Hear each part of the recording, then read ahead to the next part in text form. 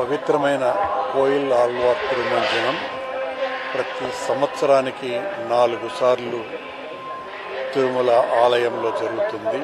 ఈరోజు ఉగాది పండుగ సందర్భాన్ని పురస్కరించుకొని చాలా వైభవంగా టీటీడీ ఉద్యోగస్తులు, అధికారులు అందరూ కూడా కోయిల్ ఆళ్వార్ తిరుమంజనంలో స్వామివార్లతో కలిసి పాల్గొనటం జరిగింది.